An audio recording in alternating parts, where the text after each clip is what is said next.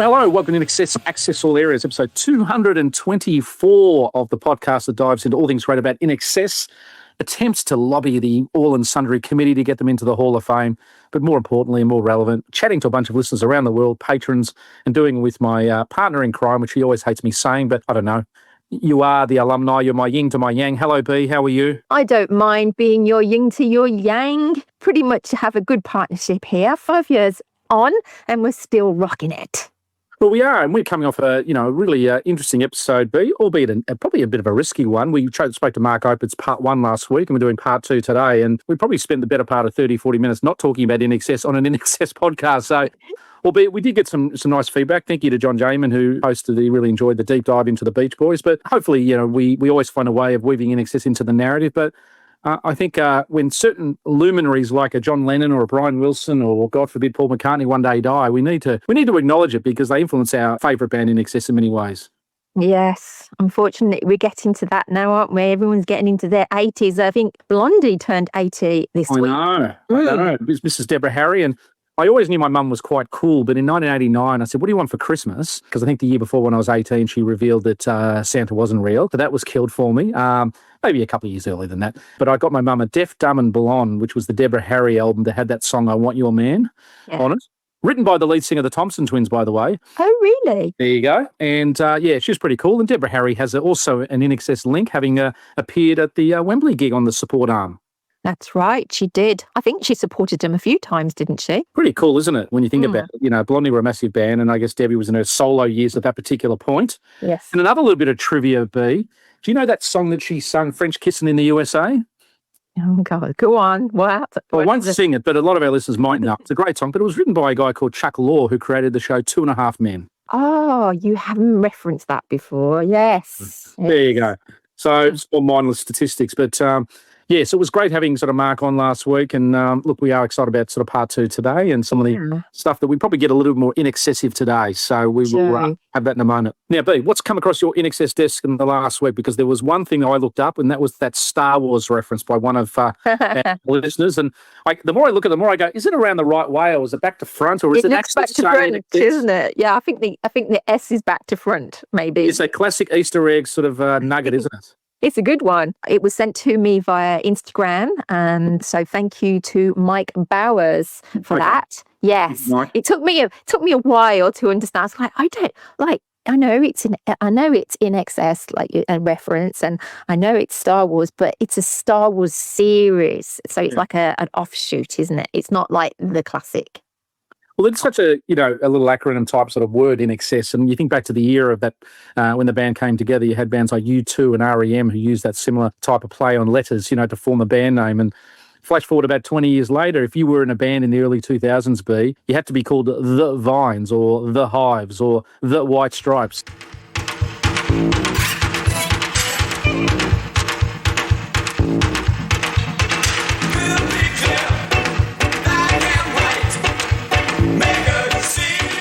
What's come across your INXS desk this week? Been talking to Joel Evans, who is the lead singer of the INXS tribute band over in Perth in Western Australia. He's a cool dude, and so we will be getting some of his dates to put into our news section later because they've got some stuff coming up. But yeah. Well, I have uncovered a new INXS tribute act in America, and I'll save that for the news. But and an interesting, again, play on the letters as well. So we'll go through it in a moment.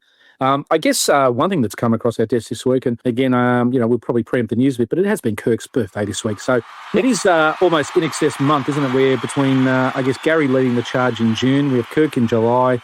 I think we have Andrew in August and John, and that sort of period of time, Mm-hmm. I did speak to Kirk. Yeah. I did speak to Kirk, and he said that he had a lovely long lunch with 16 friends and family, and he had lots of fun. So that was good. That's right. Well, look, he's having lots of fun. He's blonde now, so that's probably half the reason why. But, fantastic to see Kirk celebrate himself. What a happy guy. 67, doesn't look a day over 62, does he? And I love watching Lane's little videos that she does with Kirk. It's nice that they do them together. I think they have such a personality sort of connection, etc. It's still infectious after all these years. But look, B, we've got a jam-packed show, so we're going to sort of get into it and welcome our patrons aboard. Again, just a reminder out there, if you've been listening for a year, a week, a month, nearly a decade now, and you're not a patron, Come on, step up to the plate. We need you. We need your help. Every little dollar helps contribute to everything that goes on. Half of what we are able to do wouldn't happen without our existing patrons, but there is more room at the table. So for anything as earlier, B, it is Kirk's 67th birthday, so greetings and salutations, and I guess we will dedicate this show to you as a thank you for everything you've done for the band. There has been some nice little acknowledgements in social media and across the, a lot of little media reports about Kirk's birthday. So again, happy birthday. Also, 2B, I know this particular week, and it was posted by one of our patrons, there was a good article by Eric Alper, who does all things INXS. He does lots of good articles where he does a discussion and a deep dive on, listen like these, 5 surprising facts. I think we get Eric on the show soon because he has been quite prominent in his articles over the journey. And he does, again, unleash a couple little facts here that even were news to me. So that was good. Also, JD, okay, we better give some acknowledgement. There is a story in the Calgary Herald, and it's called Redemption Story. And it's a good sort of back and forth interview with JD. So I think that particular article is worth looking at. And there's also another JD article in a magazine music publication called Future Mag Music. So JD is getting some good press, particularly up in North America, as he's about to embark in Australia B. Have you been watching him?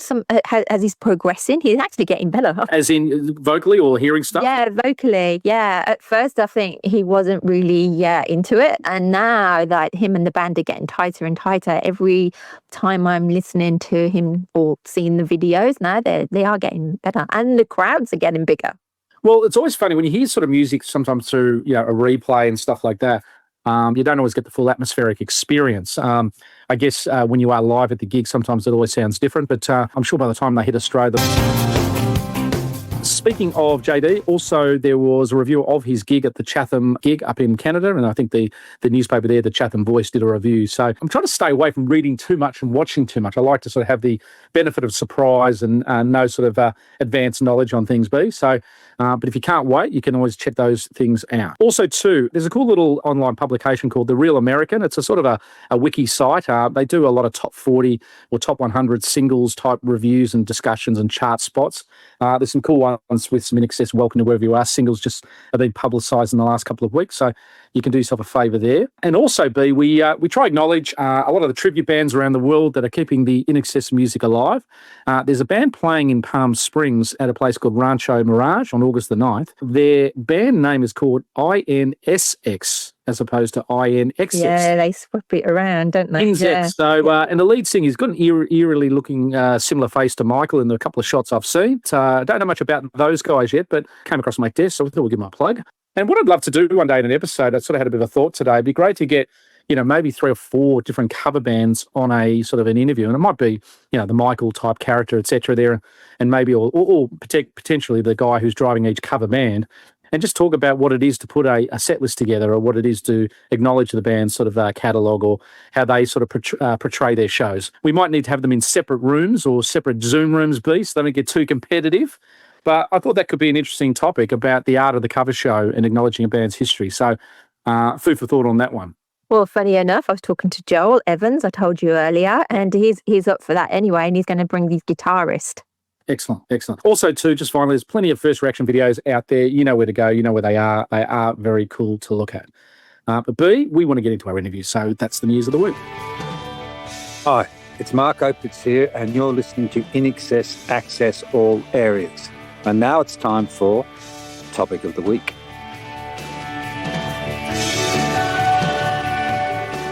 So last week we left you on a little bit of a cliffhanger with Mark Opitz mentioning that INXS were sort of like battling a little bit with putting songs out that were trying to equal to grunge.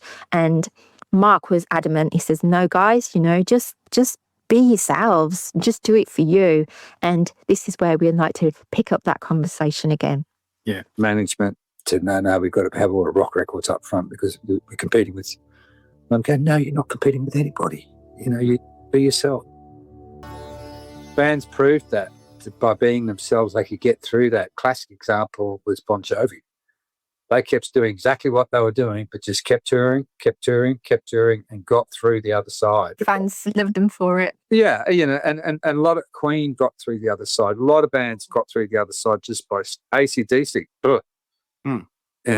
We're just sticking to what we do. Just released the dates of their tour. That's right.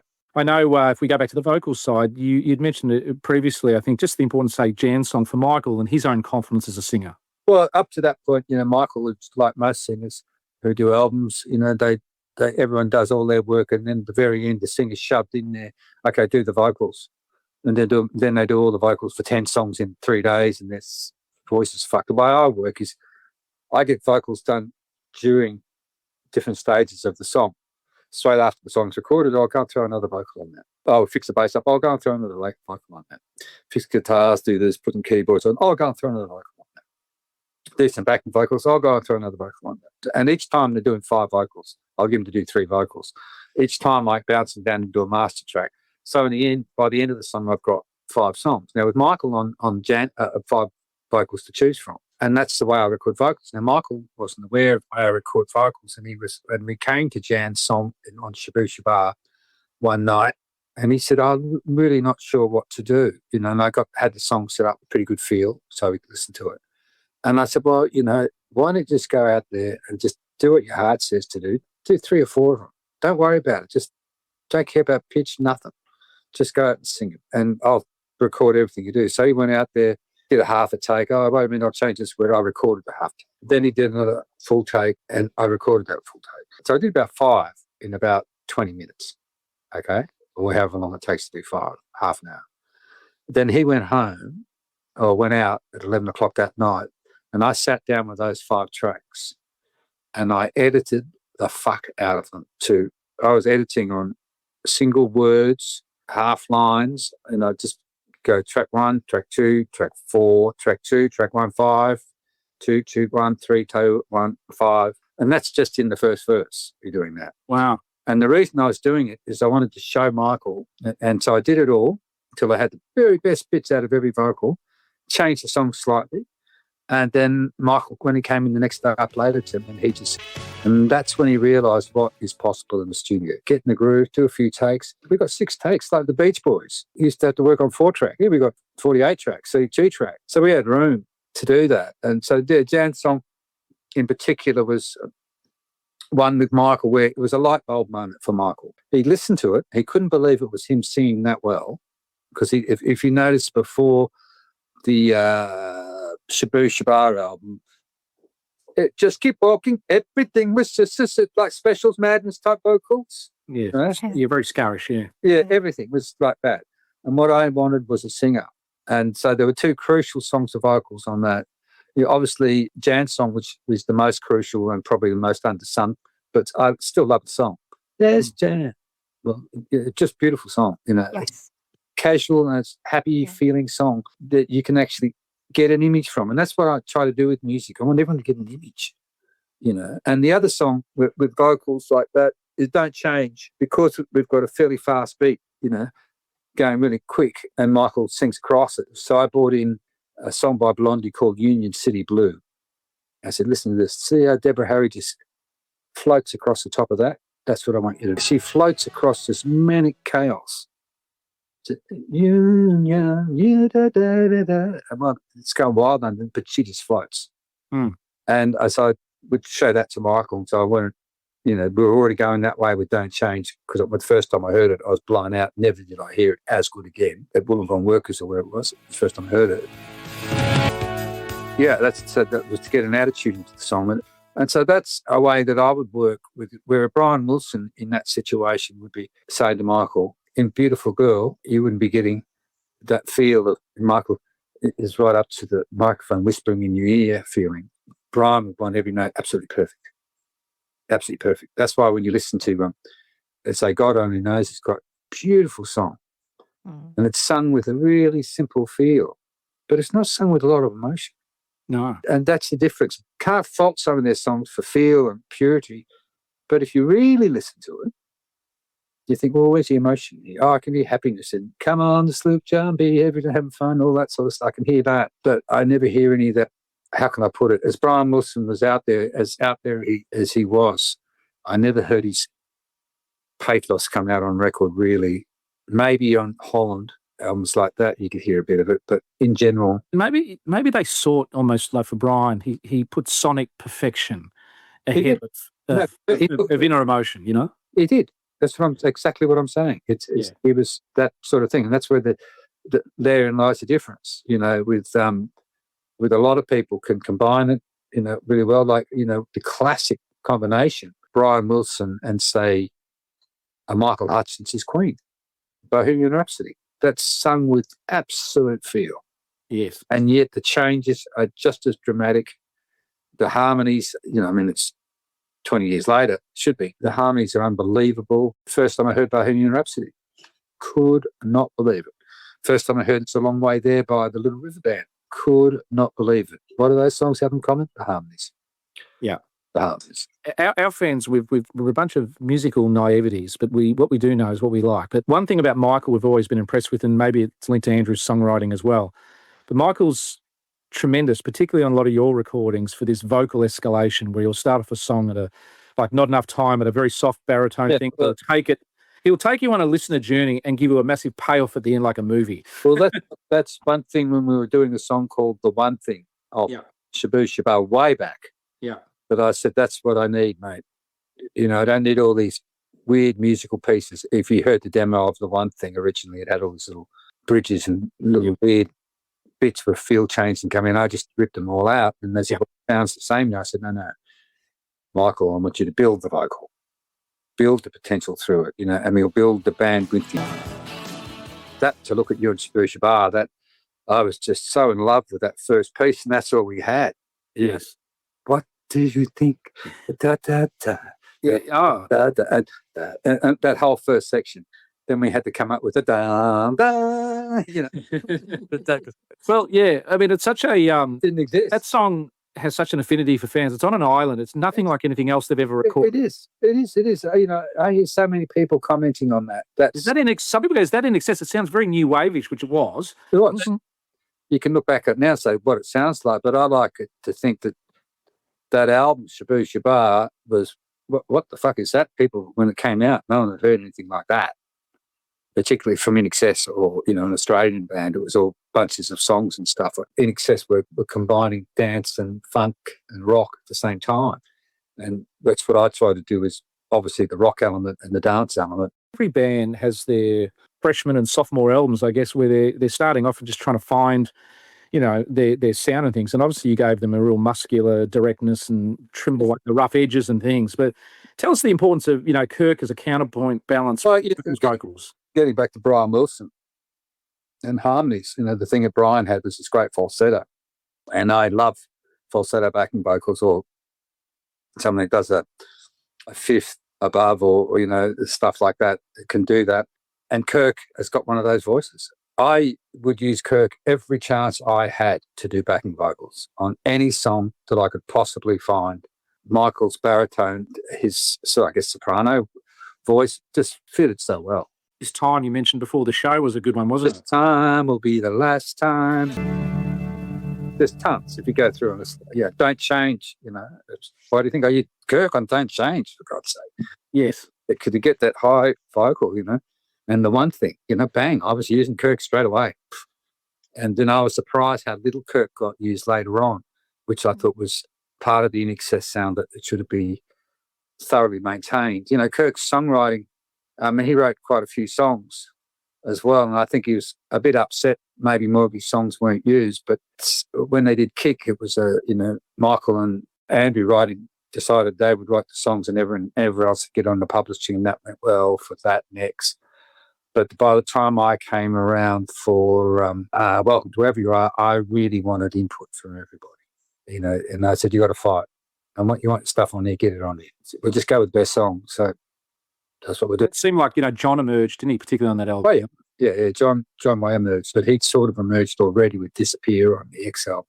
Yeah. And what also emerged on that X album was the full-blown falsetto voice of Michael doing Disappear. And I thought that was a mistake.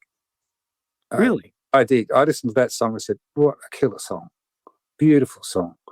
But it's not INXS. To me, I would have definitely had Kirk doing those and keeping Michael down in his baritone range. Keep him down and just use more of Kirk in the upper registers, because it just all of a sudden Michael had falsetto. Never had you heard it before, and I think it brought in a whole group of new people, but it also pushed a lot of people well, he's sold out. That's real pop music now. And do you know what I mean? It's an interesting counterpoint. See, I would argue, I'd say, you know what, Michael coming off Max Q, where he was trying a lot of different vocal techniques, and I know Andrew seemed to say, well, I'm disappointed you didn't share more of those on our other albums. Can you go hell for leather on X? And I think that was maybe a counterpoint to do so. I'd agree with that, because Michael, if he was doing that, would have gone the way he did on Max Q, and that is be much more musically adventurous, where It Disappears is a beautiful song, and it is adventurous in the way that it worked. I love the song. John Farris, co-authored it, and I love John, and and he's not doing the vocals or anything, but and it's a great song, and it was a hit for them. But I think be careful of the hits you have, because they can paint you into a little bit of a corner, and people don't take you as seriously. You never saw the way U2 worked, for example. They kept their songs interesting, but they never sort of crossed straight over into pop, or things like that. And INXS were always that, when U2 and INXS started, INXS, they changed during a point. They made a great album called Rattle and Hum, which is the kind of album I used to try and get Cold Chisel to make. But they stayed where they were. They didn't go off on a pop track. And I think as successful as Disappear was, and as great a song as it is, I don't think it was the right song at that time for that band. Well, look, I mean, we've had discussions where we thought The Stairs probably should have been one of the singles as a musical statement based on the sort of album itself. But, they were on that sort of 3-album cycle with Chris Thomas, after Kick, they come back and they're on that whirlwind cycle. And pleasingly, I guess, with the legacy where they sort of probably, I think, got with you again and you said, look, I want to record something sonically adventurous and I think you've painted by numbers, maybe X. And I think Michael said X was probably a polite album that probably didn't push the boundaries as much as he wanted, and we could welcome as a counterpoint to that. I don't doubt that. I mean, they didn't just pick me for nothing. No. They obviously wanted to change and needed to change, because, I mean, X was more of the same. Even, everyone raves about The Stairs. It's okay. Yeah. Doesn't knock me out. The only song on that album that blows me away is probably Suicide Blonde, because that's got energy. It's got adventure. I bet you could have done something good with Wildlife. Yeah, Wildlife is interesting you say that, because when we're doing Wembley Stadium, I had to change the tape. That song I'm not using. So, but the bummer about that Wembley show is the only time Don't Change wasn't used. Yeah. That would have been so good. And you wonder just whether, they often say, oh, Gary had to go to the hospital, this, and this, but there's plenty of concerts they haven't played Don't Change at, because a UK audience, Shabu didn't resonate with them, so probably wasn't going to be the typical finishing song there. No, that's not true. No? No, because I started that tour in the UK with them, and we started at Wembley Arena. Yeah. And they flew me in. Which tour? Which year? X Tour. Started the X Tour. Okay. I was in New York working Gang of Four project. Not Gang of Four, but guys from Susie and the Banshees, Gang of Four. Doug Mulray wanted to have them on the breakfast show. I said, well, can you come and mix us at Wembley Arena, not Stadium, for Doug Mulray's breakfast show? So I flew into New York. And the plane flight was another thing, but I won't go into it. Everyone thought they were going to die. It was pretty weird. Wow. And so I got there and just recorded the sound check, and then I just mixed the sound check till it felt right. And then so I was sort of ready when they came on stage. But Don't Change definitely ended those shows. Okay. And Don't Change ended every show. Okay. We've just made a post of it, actually, and the set list was there, and Don't Change was at the bottom of the Wembley Arena and the NEC. Yeah, that's right. Yeah, that's great.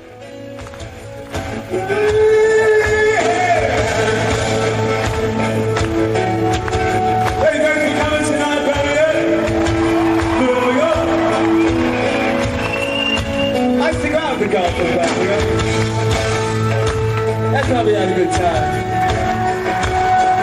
We're great, Merry Christmas and all that.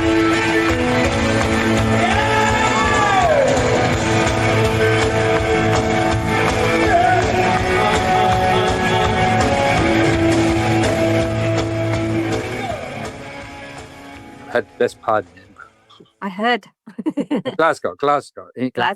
And it was the Edinburgh Arms, this really posh hotel. Really posh, built in a row of terraces on the hill in Glasgow up the top.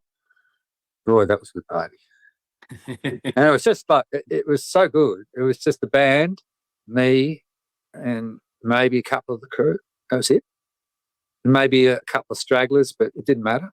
We just were intent on just getting super shit-faced. I think Helena was there. At that party, I don't think so. I think she might have been out of the picture then, but No, she wasn't. She was not, definitely not there then. Was Nick Egan there at the time? Nick, yeah, Nick was. He was at the party. Nick showed me some footage of, Yeah, of all of you at a lake by there, and Helena's in it. So that's why I meant. Helena might have been there. I just, it was, but yeah, Nick was there. He did most, because we went back to England a second time on that tour to do the Wembley Stadium. And then at the same time, we went up and did NEC up in Glasgow just after it. So I had to run up there and find a recording studio to overdub 4 bars of Gary's bass because the lead had fallen out, and just to start a Never Tear Us Apart sax solo at the first note. Yeah, I saw them at the NEC that year. In Birmingham. Yeah, I was there. Yeah. So I just missed Wembley. I wish I'd gone to Wembley. I didn't realise it was going to be so big and amazing. But yeah, Wembley, NEC was cool. I've seen a lot of NX shows, as you can imagine. I bet. Been tiny ones have been really good. The Wembley Stadium one was a freak of a show. The fact that we captured it all on audio and vision is Amazing. definitely one of the best concerts you can buy. I'm not too happy with some of the stuff they've done with the sound over the years to get it into 5.1 and 7.1 and surround and all that, because I mixed it as a stereo concert. And it took me over 2 days. I mixed it at Air Studios in London. No band there, just me and an assistant who was just sitting up the back, didn't have an iPhone then, but, whatever. It just couldn't get... So for the layman there, just explain what they've remixed and what the difference is to what you intended and what they've done. The way I mixed it so you could get... I had the audience at the right level, because I didn't want to make the music too clean so it sounded like it was in a studio. I wanted to make it so you could feel the crowd as well. And so I went to a lot of trouble to design the reflections of what Wembley Stadium would sound like. So I built a 200 millisecond reflection and a 400 millisecond reflection, which I again put onto short reverbs. What's a reflection, Mark? A reflection is like, when you clap your hands in the square room, it goes boing. That's a reflection. Those boing, those not. And that's an easy way to tell for room shithouse. If you go boing, acoustics are no good. I mean, everything's too feeding back on itself too much. But a reflection is that echo that if you're in a large, say, cave and you yell out, "Hey!" you can hear the "Hey!" longer. That's reflecting off the rock wall. Okay. So that's a reflection. But I build my own false reflections by using delays and reverbs and things like that. So I built in an atmosphere. But the first thing I did with that particular concept was I brought up the kick drum and Michael's vocal, because the only vision I had to mix to was Michael's solo camera. Anytime I could see any other members in the band when Michael passed, because they hadn't edited the film together.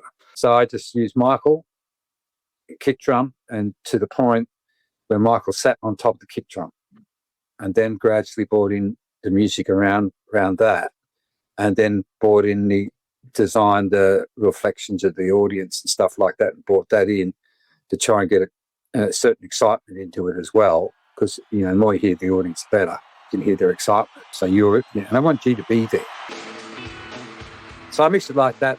The original mix I did at Air Studios when it was in Regent Street, Oxford Circus. Loved it, because when I got back to Australia, I'd just seen Michael's footage only. We went into Rhinoceros recording studio, that is to say Michael, John Farris, Andrew Farris and I were in the studio, and we got a tape from David Mallet, who'd edited Division. And it was a new sensation, and we put it in the video player, none of us having seen any of the shots except me seeing just Michael's solo vocal shot, which is fairly close up, When the video came, our jaws just dropped. Fabulous. I mean, this is going back, 91. And then since then, someone else tried to remix it, but they were so tame on it. In 5.1, it was very tame. They were very correct on everything, and it just lost the vibe for me. And Giles Martin, I don't know if he's done a mix or a remaster. It sounds like he's done a mix on top of my mix. But again, it sounds a bit... like I just, light. A bit light. I just like the punch of mine, that remastered the original, which was sold for years, the stereo version. And when they did the 5.1 version, I made them put on my stereo mix version as an option. So you didn't have to go collapse 5.1, which sounds crap, into stereo. Yeah, then I don't know what's happened to it since, but, that was some concept. And to think that we're all on, not all of us, but half of us were on ecstasy for the show. It was, All loved up. well, it didn't feel loved up. It just felt great, just there was so much happening. You don't remember, you've got 100,000 people in this place. We've got recording trucks everywhere. We've got crew trucks everywhere. We've got TV trucks everywhere. It's bloody Wembley Stadium. And we're all high on E. Well, not all of us, but most of us. Pick a time. INXS concert you went to? The last one I went to? Yeah. That's a good question. Concert for Life, you were down there probably for that? No, I wasn't at that concert. I was mixing the album in LA at the time. Michael and Andrew and I were, then it was Michael and I and my engineer. Then Michael flew back 2 days before the gig. Bloody good one, that is. Would you have seen some of those smaller concerts that they did? Well, they were road testing sort of Full Moon songs and that in 93. No. Yeah. I would have been like working overseas and doing stuff. I don't know. The last time I saw him. So you didn't see the Elegantly Wasted tour at all? I was at ARIA Awards. And Elegantly Wasted, to me, I thought it was, again, a lazy album in a way. Everyone was waiting for someone else to do something by the sound of it. And it's interesting because the producer they had for that was like one of my heroes. What's his name? Brucey Fairbairn, yeah. Bruce Fairbairn, who'd done all that great American stuff. And who ended up being found dead naked in his home, like 2 years after that. 2 years later? Yeah. I didn't realise it was so afterwards. It was pretty close. It was very close, yeah. We had their engineer on, chatted to us. I had an email come through this week about Elegantly Wasted and saying that there is no saxophone on it. I never even thought about that before. That's weird. There's plenty of sax on it. That's bizarre because Bruce Fairbairn was a horn player. I don't think that's correct. But so it could be Makes subtle. me think though, like unless it's a synth thing, but I'm sure Kirk plays about. To tell you the truth, I have not really listened to that album. I maybe listened to it once, and then that was that.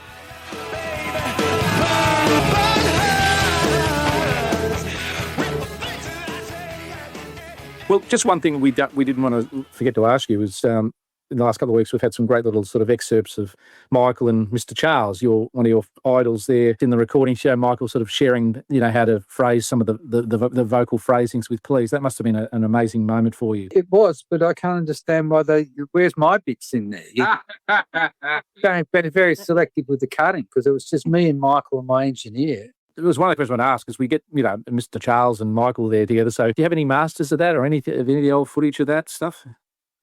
I got those photos of like me, and it's in my book, I think. Yeah. Of me and Ray and Michael. What, you haven't got any audio? No.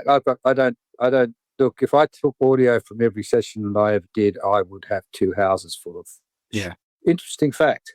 X tour. I had the desk tape of every show of that tour. Of which, how many 50 shows? I've got 50 desk tapes of that. Yeah. Wow. And I can remember I got a letter from a lady in Cleveland saying, our son wanted to go and see INXS, but unfortunately got killed in a car accident. His favourite band, and we didn't know, but Michael dedicated the last song to our son. Oh. And so how Michael knew about it, I don't know. Is there any chance you'd have a recording of it? And so you can imagine I spent a day looking for it with a smile on my face looking for it until I found it. And I edited it up, the right section, Michael introing the song, doing the whole thing, cleaned it up so it sounded a bit better because it's only on a DAT, and sent it off, and that. Oh, that's lovely. Oh, yeah, well, that's Michael, like they didn't know that he was going to do it. They didn't know, and because people used his tickets to go to the show, the kid that died, and he just got up and did it. Who knows how he found out about it, all that sort of stuff. I don't know. I can remember when I was working on the US Festival remix, and it just so happened that I was working on Michael's, it was his birthday or death day, and we listened to him talk, then Timmy comes in to have a listen to what I've done, to see if, push up the kick drum. And we both sat there, and then we'd be hearing Michael chat between things. It's quite eerie. It's a similar thing happened after he died when we all got in the studio, locked the doors and went through everything, and Mushroom had given me a month off to do it in INXS. It was just me and the band. And just listening to all the stuff, not just the songs, but the comments between takes. Yeah. You can make an album of that. Yeah. It's so easy. And particularly with AI these days, you could have a narrative between it all. Have you listened to any of the new album with the demos and the narratives in that as well? What do you mean? The album? New album? Listen, like Thieves re-release. No, I haven't. All the demos. You'll love it then. Yeah, it's got that in there. I talk to Sam once a month at least, and we talk about all sorts of stuff. There's stuff project that we're working on at the moment as well. Another one. Another one. Yahoo! And then there's the 50th anniversary, which is already in the works. There's a lot of stuff going on with that. Any little hints you can drop there? I mean, I know there's about 4 or 5 key projects. So the last one I was just going to mention, just as my last question, B might have one as well, but when I was trying to think of Michael and his vocals, and I guess tying things in a little bit, particularly Welcome and Freedom, he really explored lots of different sort of vocals and with the beneficiary of that. There's one word that I always associated with 2 songs, I Don't Change and The Boys in Town. I always felt like they were urgent songs. Yeah. They had like an urgent vibe and rhythm and melody. Definitely urgent. And that's intended. Because that's sort of your signature that I think. Absolutely. Because it's about energy. It matters. I mentioned it before. Energy can be fast or slow. It's still energy, and it's the way the hard energy. Yeah. Slow energy.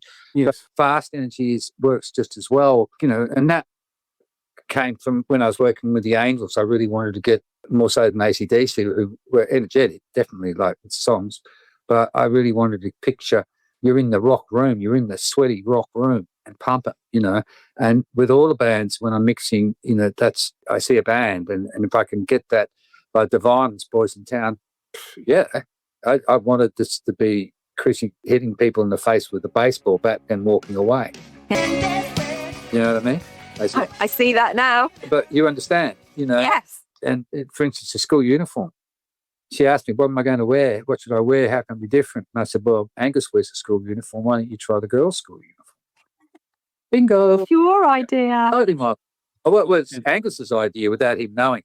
Yes. It was me at Albert's just noticing things, and just the bleeding obvious, I reckon. It's like with most of my work, when I do stuff, I can't believe that other people didn't see well, I'll do something. I go, wow, it's amazing. And to me, it's bleeding obvious. So I'm very lucky, in my career, like I've got to whatever I've done, and I'm proud of my career, make no mistake. That was yesterday. I respect the past. I live today and I plan for tomorrow. It's so important.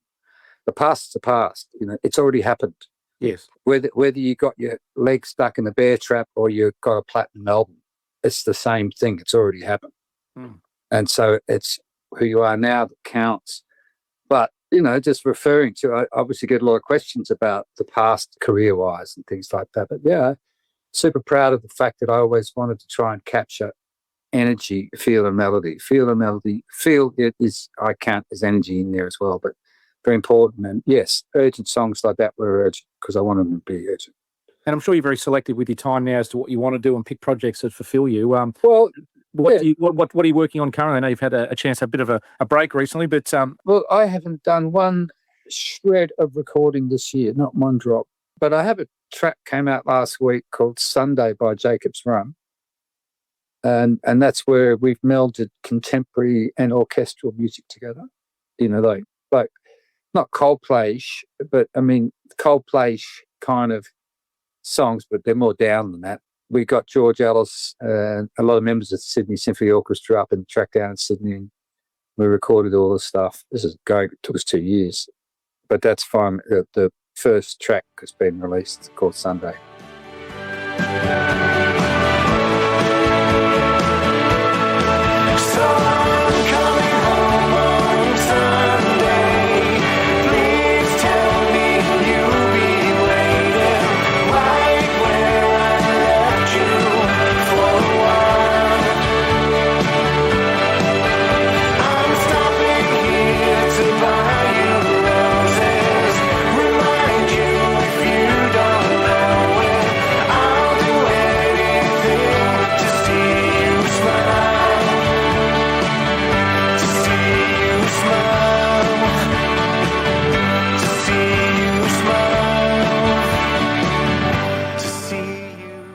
else out there? Not much. And I mean, I spent a lot of time the last 12 months overseas. I was either in Europe or Asia. I spent a lot of time in Bangkok and Thailand, probably 4 months, a couple of months in Europe. Pre coming up again soon? Well, it's funny. I was talking to someone yesterday, which this will go to air at a different time.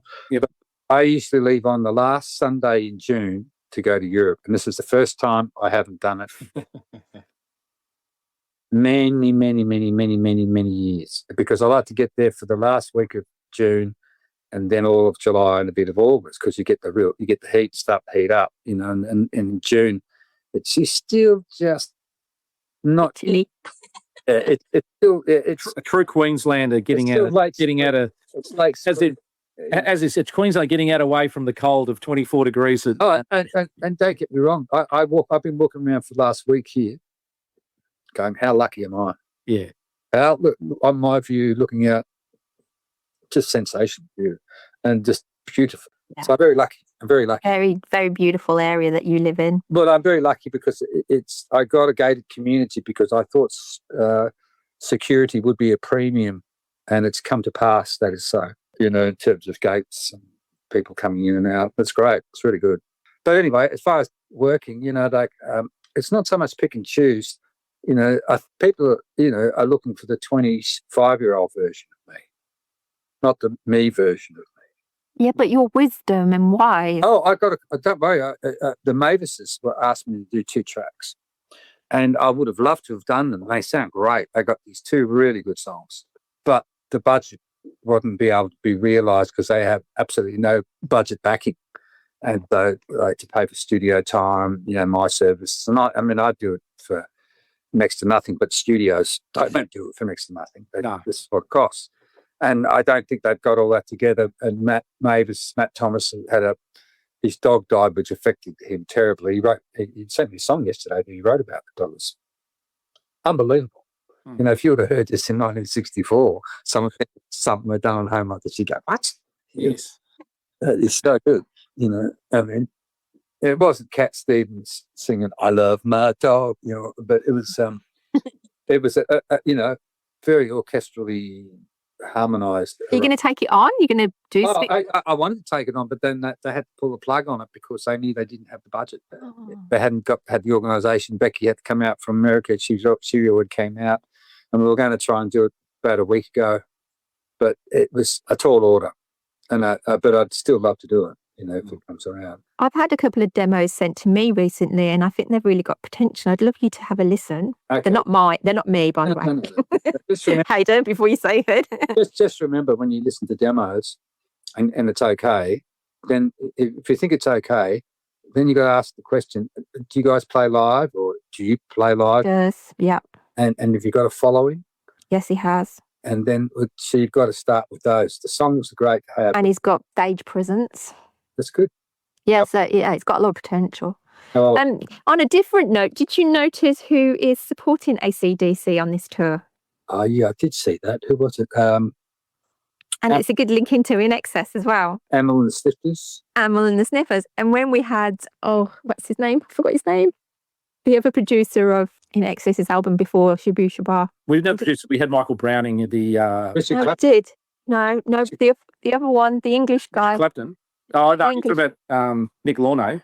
Nick Lorno, I always say that. Nick was producing their album when we were speaking to him, that he was with Amel and the Sniffers, and now it's supporting AC/DC. No, Nick's a great guy. He's great, yeah. We've got a high opinion of each other, always have had. We were managed out of the same stable in America and all that sort of stuff. So he's a great guy. He's been doing it for a long time. He was, do you remember that Phil Collins, Something in the Air Tonight, that big drum sound? Yeah. He was the assistant engineer on that session. Right. So, and that he learned, okay, it's a good idea. And he did Wuthering Heights as well, didn't he? I was thinking something to do with Kate Bush, he was telling us as well. So yeah, it would have been engineering, because Julian Mendelsohn used to do all the mixing for Kate, because Kate come by the studio to pick up her hash. And I mean, we were doing a lot. I think she was a prodigy of Dave Gilmour too, wasn't she, Kate? Oh, absolutely. Dave Gilmour spotted her when she was 16. Well, we're going to let you get some dinner. Wonderful having you on again. Always generous with your time. Thank you so much for coming on. Absolute pleasure. And might I say to the listeners, well done for sticking around and listening to it, because it's totally quality content. Thank you so much, Mark, for coming on, and please come back. Well, you guys know my number. So Thank you. Bye. it's been a pleasure. See you soon. Hey, this is Paul Jolly from Sydney, and this is The Big Rat.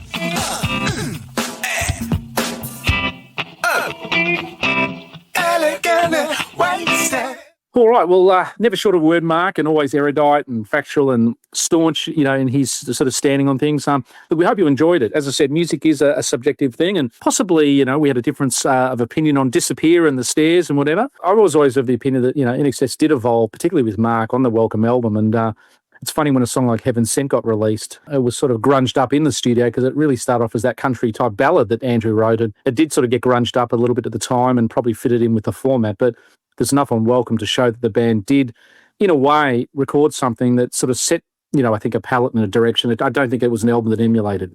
No, amazing album. I was a little put off that he hadn't listened to Elegantly Wasted, and he'd only listened to it once. And then he said, and they all sounded isolated. Well, I disagree, Mark. Well, look, I mean, he probably, he wasn't on production duties. Does a chef want to cook something on his day off? I don't know. Who knows? What I probably did agree, and we spoke about this back in the day when we interviewed Mark for the Full Moon sort of review album, was that, that maybe the track listing on Full Moon could have been superior in its listing if management had to listen to him. And I definitely agree with Mark on that. Yeah, but I did love going back to Wembley with Mark. That was awesome. So thank you, Mark. I think everybody felt great being there with you. Absolutely. All right. Well, B, that's a bit of a wrap. We've got a current little raffle and pricing happening at the moment. Do you want to share some details for our listeners? We do. So we have a goodie bag, and we've been putting some extra things into the goodie bag. So last week we put a guitar pick from Tim Ferriss, one of his. So he's had his DNA all over it, and it's quite cool. We made it into a little necklace, and we've now put a little CD. It's a bit of a surprise. It's been wrapped up and it's been signed by Kirk. So that will be going into the bag too. So you've got the tote bag from the official INXS, and inside there you've got the double CD, the new one of Listen Like Thieves.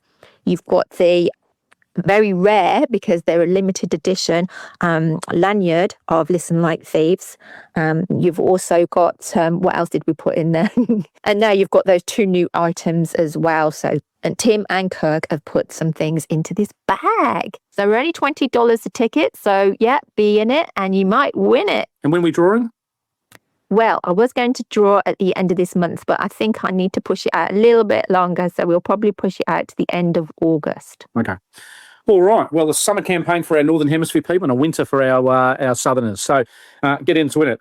All right, B. Well, we're going to go with a closing track today. And obviously, we've had a bit of music sort of interspersed and spliced onto this last double episode. But I thought vocally, we talked about it before, what would be interesting to be themed up with these episodes is something that sort of highlights the art of the vocal and the recording process. And we're going to do, for probably the first time maybe ever, be a little split where we might put a minute or two of each version. We put on the Heaven Sent, I think, gliding waltzish or whatever version, and then we'll put in the rocked up version. But we can put the rocked up version they play at the 1993 ARIA Awards, B. We might not get into trouble putting that one up, I hope. Not. We're always in trouble. We're always in trouble, okay. But obviously on the Heaven Sent single, there is, I think, the gliding version there, which was the original Andrew version that I think Andrew sings, and it's very countryfied. And we might put a bit of a snippet of that to start with, and then we'll rip into the more released version, which was the single that went to, I think, number 11 in England, charted well in Australia. I don't think it got released in America, but was their spearheading single off the Welcome to Wherever You Are album. It is Heaven Sent, live at the ARIA Awards 1993. It's a goodbye from me. And it's a goodbye from B. Goodbye, everybody. Eyes alive, deep well desire. Well, hello, welcome to INXS Access All Areas, episode 224 of the podcast that dives into all things great about INXS, attempts to lobby the All and Sundry Committee to get them into the Hall of Fame.